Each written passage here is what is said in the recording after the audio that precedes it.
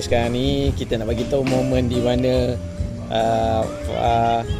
Fakihah Amani tersekat dekat buaian dan kaki tergantung. Lihat di situ. Dan di sini adalah Muhammad Al-Fahri. Okey, seorang-seorang turun tangga. Okey, sorry video bergagak. Sekejap. Okey. Okey, semua datang menyelamat. Tapi tidak. Jap balik, tolong jap. Nampak dia tersekat di skala 10.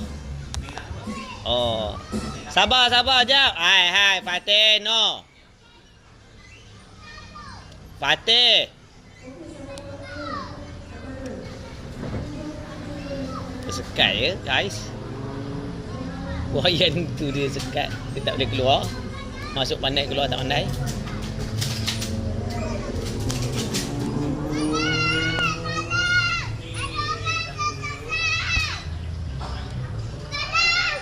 Ni, ambil kerusi tu. Bawa pergi kat dia. Pandai. Pergi ambil kerusi bagi dia. Dia boleh turun lah. Ambil kerusi ni. Ambil. Bawa pergi kat dia.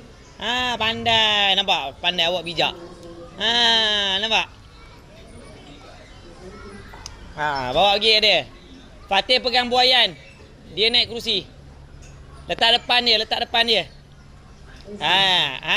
Bawah dia.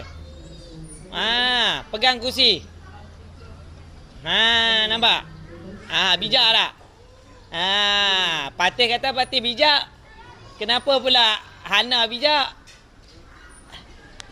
Fatih kata Fatih bijak. Okey, abang, kerusi letak sini balik. Letak dekat situ balik. Kenapa? Anak tersekat. Tersekat mana? Anak tersekat dekat buaian tu. Buaian nampak ada kerusi tu. Ya ilah. Kalau aku siapa ni? Kursi duduk sebelah. Abang ambil kursi letak sini balik. Ambil anak. Tak boleh piar ni, tak tahu pasal depo.